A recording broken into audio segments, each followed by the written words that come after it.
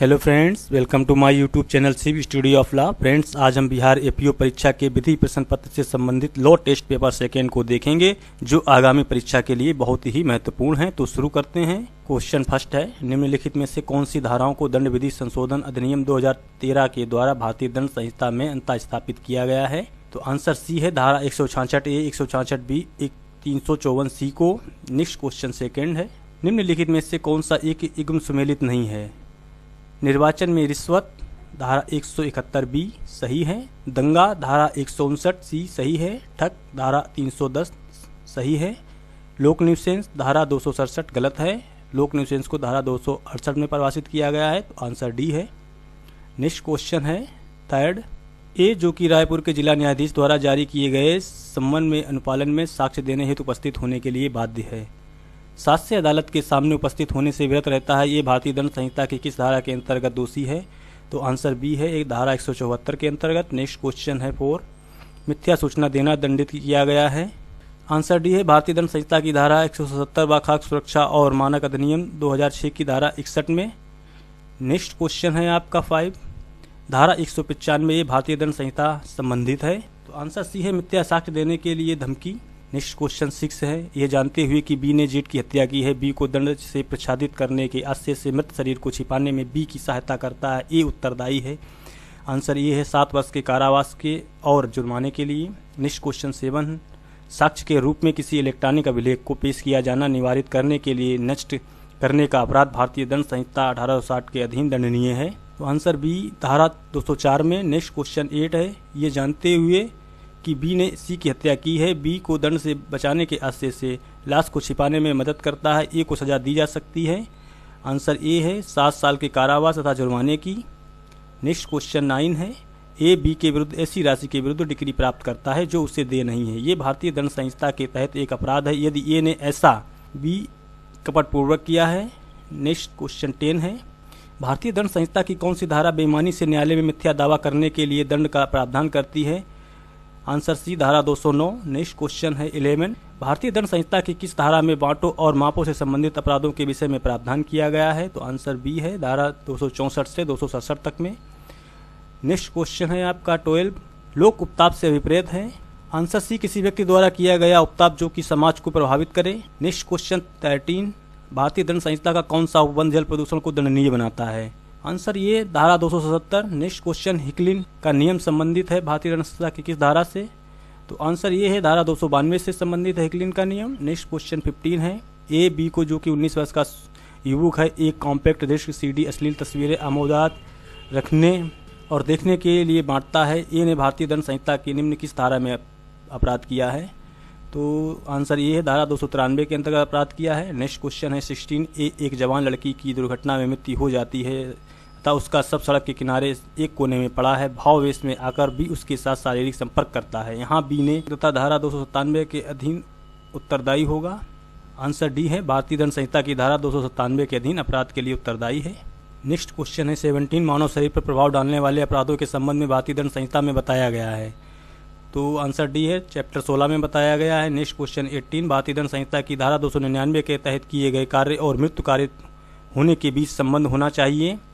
Answer B, प्रत्यक्ष संबंध होना चाहिए। नेक्स्ट क्वेश्चन 19 है, निम्नलिखित में से किस बात में उच्चतम न्यायालय ने मृत्युदंड के मामले में त्रिस्तरीय परीक्षण का सूत्र प्रतिपादित किया है? आंसर बी, शंकर किशन राव खाड़े बनाम महाराष्ट्र राज्य के मामले में। नेक्स्ट क्वेश्चन 20, भारतीय दंड संहिता निम्नलिखित प्रमुख प्रकरणों में से किसमें न्यायाधिपति विनिमय बोस ने सदोष मानव वध तथा हत्या में विभेद उल्लेखित किया है? तो आंसर ये है, बिरसा सिंह बनाम पंजाब राज्य के मामले में। नेक्स्ट क्वेश्चन 21 है, भारतीय दंड संहिता 1860 की धारा 300 अब्बाद 1 में प्रयुक्त शब्दावली गंभीर व अचानक प्रकोपन का अभिभाग है, तो आंसर बी होगा, तथ्य का प्रश्न। नेक्स्ट क्वेश्चन 22 है, अगस्टाइन सल्दाना बनाम कर्नाटक राज्य संबंधित है, तो आंसर सी है, हत्या एवं सदोष मानव वध में अंतर से संबंधित है। नेक्स्ट क्वेश्चन 23 है, गंभीर एवं अचानक प्रकोपन है, आंसर ये है, तथ्य का प्रश्न। नेक्स्ट क्वेश्चन 24, ये बिना किसी कारण के भीड़ पर गोली चलाता है, परिणाम स्वरूप बी की मृत्यु हो जाती है, ए ने कौन सा अपराध किया है? आंसर सी होगा, ए ने हत्या का अपराध किया है। नेक्स्ट क्वेश्चन 25 है, अपराधी मानव वध के प्रयत्न का अपराध इस धारा के अंतर्गत दंडनीय है, तो धारा 308 के अंतर्गत दंडनीय है, आंसर बी। नेक्स्ट क्वेश्चन है, ए सी को ये सोचते हुए कि वे बी है मार डालता है, ए निम्नलिखित में से किस धारा के अंतर्गत दंडनीय अपराध का दोषी है? तो आंसर ए है धारा 301 के अंतर्गत। नेक्स्ट क्वेश्चन 27 है, प्रत्येक डॉक्टर को उसके द्वारा उपेक्षापूर्ण या उतावलेपन से किए गए किसी व्यक्ति के ऑपरेशन से मृत्यु पर धारा 304 ए भारतीय दंड संहिता 1860 उत्तरदायी नहीं ठहराया जा सकता है जब तक कि उसका आशय आपराधिक ना हो, ये प्रतिपादित किया गया था। आंसर सी है जेक्यू मैथ्यू बनाम पंजाब राज्य 2005 के मामले में। नेक्स्ट क्वेश्चन आपका 28 है, दहेज मृत्यु भारतीय दंड संहिता 1860 के निम्न में से किस अध्याय में रखी गई है? तो दहेज मृत्यु को मानव शरीर के विरुद्ध अपराध के विषय में रखा गया। आंसर ए सही है आपका। नेक्स्ट क्वेश्चन 29 है, भारतीय दंड संहिता की किस धारा में दहेज मृत्यु से संबंधित विधि अंतर्विष्ट है? तो धारा 304 में। आंसर ये है। नेक्स्ट क्वेश्चन 30, भारतीय दंड संहिता की किस धारा में पत्नी को जलाने के अपराध को परिभाषित व दंडनीय बनाया गया है? तो आंसर डी है धारा 304 में। नेक्स्ट क्वेश्चन 31 है, भारतीय दंड संहिता की किस धारा के अंतर्गत उतावलेपन और उपेक्षापूर्ण आर्य से मृत्यु कारित करने का उल्लेख है? तो आंसर बी धारा 304 में। नेक्स्ट क्वेश्चन 32 ए, एक कोमल आयु के शिशु को जो हत्या कारित करने के आशय से एक निर्जन स्थान में आरक्षी छोड़ देता है किंतु शिशु की मृत्यु नहीं होती है, ए ने कारित किया है। ए ने हत्या के प्रयास का अपराध कारित किया है। आंसर ये है। नेक्स्ट क्वेश्चन 33, मृत व्यक्ति के शरीर से बेईमानी पूर्वक आभूषण निकालना अपराध है। आंसर सी धारा 404 भारतीय दंड विधान के अंतर्गत अपराध है। नेक्स्ट क्वेश्चन 34 है, आपराधिक विधि संशोधन अधिनियम 2013 जो कि भारतीय दंड विधान में हुआ के पश्चात सामूहिक बलात्कार किस धारा के तहत दंडनीय होगा? आंसर डी है सामूहिक बलात्कार धारा 376 डी में। नेक्स्ट क्वेश्चन है आपका 35, भारतीय दंड संहिता ये एक अंक सूची नौकरी पाने के आशय से तैयार करता है, उसने अपराध किया है, उसने कूट रचना का अपराध किया है। Answer C. नेक्स्ट क्वेश्चन 36 है, दंड प्रक्रिया संहिता 1973 में संशोधन किया जा सकता है, तो केवल संसद के द्वारा किया जा सकता है। आंसर बी सही है आपका। नेक्स्ट क्वेश्चन है 37, परिवाद का सबसे आवश्यक तत्व है। आंसर डी है किसी अपराध के कारित होने का विघटन जिस कार्यवाही अपेक्षित है। नेक्स्ट क्वेश्चन है 38, दंड प्रक्रिया संहिता की धारा 2WA के अंतर्गत पीड़ित व्यक्ति शब्द में निम्नलिखित में से कौन सम्मिलित नहीं है? तो आंसर सी है विधिक उत्तराधिकारी सम्मिलित हैं किंतु अभिभावक सम्मिलित नहीं है, ये गलत है क्योंकि विधिक उत्तराधिकारी और अभिभावक दोनों सम्मिलित होते हैं, तो इसमें नहीं है, तो इसलिए आंसर सी सही है। नेक्स्ट क्वेश्चन है 39, पीड़ित में सम्मिलित हैं जिससे कोई क्षति कारित हुई है उसका संरक्षक उसका विधिक वारिस उपरोक्त सभी। Answer D. नेक्स्ट क्वेश्चन 40, भारतीय दंड संहिता 1860 की धारा 324 के अंतर्गत अपराध किस न्यायालय द्वारा विचारणीय है? तो न्यायिक मजिस्ट्रेट प्रथम श्रेणी, किसी भी मजिस्ट्रेट, मुख्य न्यायिक मजिस्ट्रेट, द्वितीय श्रेणी मजिस्ट्रेट। आंसर बी है आपका किसी भी मजिस्ट्रेट के द्वारा। नेक्स्ट क्वेश्चन है आपका 41, निम्नलिखित में से कौन दंड न्यायालय नहीं है? कार्यपालक मजिस्ट्रेट के न्यायालय, किशोर न्याय अधिनियम 2000 के अधीन बाल न्यायालय, पंचायती अदालत, उक्त सभी। तो आंसर आपका डी है, 2 एवं 3 दंड न्यायालय नहीं है, सिर्फ कार्यपालक मजिस्ट्रेट दंड न्यायालय है, तो आंसर आपका डी सही हो जाएगा। नेक्स्ट क्वेश्चन है 42, निम्नलिखित में से किस संशोधन अधिनियम द्वारा धारा 25A दंड प्रक्रिया संहिता में अंतर स्थापित किया गया है? तो आंसर आपका बी है, दंड प्रक्रिया संशोधन अधिनियम 2005 के द्वारा 25A को अंतर स्थापित किया गया है। नेक्स्ट क्वेश्चन है आपका 43, निम्नलिखित में से किस धारा में अभियोजन निदेशक का प्रावधान किया गया है? अभियोजन निदेशालय का प्रावधान दंड प्रक्रिया संहिता 1973 की धारा 25A में प्रावधान किया गया है, जो कि दंड प्रक्रिया संशोधन अधिनियम 2005 के द्वारा अंतर स्थापित की गई है। आंसर आपका ये सही हो जाएगा। नेक्स्ट क्वेश्चन 44 है, दंड प्रक्रिया संहिता की धारा 27 के अनुसार किशोर की उम्र है, तो आंसर ये है 16 वर्ष। नेक्स्ट क्वेश्चन 45, मुख्य न्यायिक मजिस्ट्रेट अधिकतम जुर्माने का दंडादेश दे सकते हैं? तो मुख्य न्यायिक मजिस्ट्रेट को असीमित जुर्माना देने का अधिकार है, कोई सीमा नहीं है। आंसर डी है। नेक्स्ट क्वेश्चन 46 है, उच्चतम न्यायालय ने निम्नलिखित में से किस बात में ये निर्देश दिए हैं कि पुलिस अधिकारी बिना आवश्यकता के गिरफ्तारी न करें और यदि मजिस्ट्रेट अदाकदा हिरासत की मंजूरी ना दें? तो आंसर ये है अरनेश कुमार बनाम बिहार राज्य के मामले में। नेक्स्ट क्वेश्चन है 47, दंड प्रक्रिया संहिता की धारा 41C के अंतर्गत राज्य सरकार पुलिस नियंत्रण कक्ष स्थापित करेगी? तो आंसर डी है, राज्य तथा जिला स्तर पर। नेक्स्ट क्वेश्चन है आपका 48, किस उपबंध के अंतर्गत गिरफ्तार व्यक्ति का पूछताछ के दौरान अपने पसंद के अधिवक्ता से मिलने का अधिकार है? तो धारा 41D के अंतर्गत। आंसर है डी। नेक्स्ट क्वेश्चन है आपका 49, एक पुरुष व्यक्ति भी आवश्यक परिस्थितियों के कारण किसी भी स्त्री को दिन में गिरफ्तार कर सकता है, ये निम्न में से किस बात में प्रतिपादित किया गया था? तो आंसर ये है महाराष्ट्र राज्य बनाम क्रिश्चियन कम्युनिटी वेलफेयर काउंसिल 2004 के मामले में एवं राजकुमारी तथा SHO नोएडा के मामले में अभिनिर्धारित किया गया है। नेक्स्ट क्वेश्चन देखते हैं 50, दंड प्रक्रिया संहिता की कौन सी धारा सैन्य बलों के सदस्यों को गिरफ्तारी से सुरक्षा प्रदान करने का प्रावधान करती है? तो आंसर बी है, धारा 45। नेक्स्ट क्वेश्चन है आपका 51, धारा 55A के अंतर्गत अभियुक्त को अभिरक्षा में रखने वाले व्यक्ति का यह कर्तव्य होगा कि वे अभियुक्त के स्वास्थ्य व सुरक्षा की देखभाल करे, ये अंतर स्थापित किया गया है। तो आंसर बी है दंड प्रक्रिया संहिता संशोधन अधिनियम 2008 के द्वारा। नेक्स्ट क्वेश्चन है आपका 52। एक पुलिस स्टेशन के प्रशासक अधिकारी को गिरफ्तारी की रिपोर्ट भेजनी होती है। आंसर सी जिला मजिस्ट्रेट के समक्ष। नेक्स्ट क्वेश्चन 53 है किसी अन्य विधि भारतीय दंड संहिता को छोड़कर के अंतर्गत अपराध यदि 3 वर्ष या इससे अधिक किंतु 7 वर्षों के अनाधिक कारावास से दंडनीय है तब। आंसर ये है ये संज्ञेय एवं आजमानतीय होगा। नेक्स्ट क्वेश्चन है 54। एक वारंट किस अवधि तक कार्यकारी रहता है? तो आंसर डी है जब तक कि निष्पादित ना हो या बातिल ना कर दिया जाए तब तक कि वो कार्यकारी रहता है। नेक्स्ट क्वेश्चन है आपका 55। ट्रांजिट रिमांड का क्या अर्थ होता है? ट्रांजिटरी रिमांड का अर्थ होता है, आंसर ये है एक कैदी का एक जेल से दूसरे जेल में अंतरण करना या एक स्टेट से दूसरे स्टेट की पुलिस को सौंपना, ट्रांजिट रिमांड कहा जाता है। नेक्स्ट क्वेश्चन है आपका 56। दंड प्रक्रिया संहिता की धारा 91 लागू नहीं होती है। तो आंसर सी है अभियुक्त को लागू नहीं होती है। नेक्स्ट क्वेश्चन 57 है विधि विरुद्ध निरुद्ध व्यक्ति की तलाशी हेतु तलाशी वारंट जारी करने के लिए कौन सा शर्त है? तो आंसर है आपका डी जिला मजिस्ट्रेट, उपखंड मजिस्ट्रेट, न्यायिक मजिस्ट्रेट प्रथम श्रेणी, उपरोक्त सभी। नेक्स्ट क्वेश्चन देखते हैं 58। दंड प्रक्रिया संहिता की धारा 98 के अनुसार एक अपहृत बालिका को उसके विधिपूर्ण प्रसाधक को वापस कर दिए जाने हेतु शपथ पर परिवाद किससे प्रस्तुत किया जा सकता है? जिला मजिस्ट्रेट को, उपखंड मजिस्ट्रेट को, प्रथम श्रेणी मजिस्ट्रेट को, उपरोक्त सभी को किया जा सकता है। आंसर डी है। Next question 59। दंड प्रक्रिया संहिता की कौन सी धारा के अधीन संविदाकारी राज्य परिभाषित हैं? तो आंसर बी है धारा 105A के अंतर्गत। नेक्स्ट क्वेश्चन है 60। संदिग्ध व्यक्तियों से प्रतिभूति लेने की शक्ति किसे है? तो कार्यपालक मजिस्ट्रेट को। आंसर बी है। नेक्स्ट क्वेश्चन है 61। प्रथम सूचना रिपोर्ट तात्विक साक्ष्य नहीं है, इसका प्रयोग विचारणा के दौरान निम्नलिखित हेतु किया जा सकता है। आंसर सी है आपका उपरोक्त ए और बी दोनों सही हैं, केवल सूचनादाता के साक्ष्य की पुष्टि के लिए एवं सूचनादाता के साक्ष्य के खंडन के लिए। तो आंसर सी हो जाएगा। नेक्स्ट क्वेश्चन देखते हैं 62। शामल दास बनाम बिहार राज्य का मामला संबंधित है। तो शामल दास बनाम बिहार राज्य का मामला इंडियन एविडेंस एक्ट की सेक्शन 6 रेस्ट डिस्ट्रिक्ट के सिद्धांत से संबंधित है। आंसर है आपका डी। नेक्स्ट क्वेश्चन है 63। निम्नलिखित में से कौन सा युग्म सम्मिलित नहीं है? ये कि एक आदमी ने कुछ सुना, यह कहा एक तथ्य ये सही है, नक्शा या प्लान दस्तावेज है, ये सही है। मूल से बनाई गई या तुलना की गई प्रतिलिपियां साक्ष्य हैं, ये भी सही है। तथ्य जो कि वायु तथ्य से इस प्रकार संलग्न है कि एक ही संविभाग के अंग हों, रूल नीसी गलत है, यहाँ पे रेस सृष्टि होना चाहिए। तो आंसर आपका डी सही है। नेक्स्ट क्वेश्चन 64 है। निम्नलिखित में से कौन सा शब्द भारतीय साक्ष्य अधिनियम की धारा 3 के अंतर्गत परिभाषित नहीं है? तो धारा 3 में न्यायालय साक्ष्य दस्तावेज को परिभाषित किया गया है, संस्कृति को धारा 24 में बताया गया है। तो आंसर आपका डी सही हो जाएगा। नेक्स्ट क्वेश्चन है 65। लेखबद्ध विषयों के बारे में मौखिक साक्ष्य साक्षियों की परीक्षा के दौरान भारतीय साक्ष्य अधिनियम 1872 की किस धारा के अनुसार दिया जा सकता है? तो आंसर आपका डी है, धारा 144 के अनुसार दिया जा सकता है। नेक्स्ट क्वेश्चन 66 है। निम्नलिखित में से किस उदाहरण में गवाह ने ये प्रश्न पूछने के लिए पर्याप्त आधार नहीं है कि क्या वह डकैत है? तो आंसर आपका सी है कि एक गवाह जिसके बारे में कुछ भी ज्ञात नहीं है से अचानक ये पूछा जाता है कि यह डकैत है। नेक्स्ट क्वेश्चन है आपका 67। ए पर रेल से बिना टिकट यात्रा करने का आरोप है, ये साबित करने का भार कि टिकट था या नहीं था अभियुक्त पर होगा, जो कि ए पर होगा।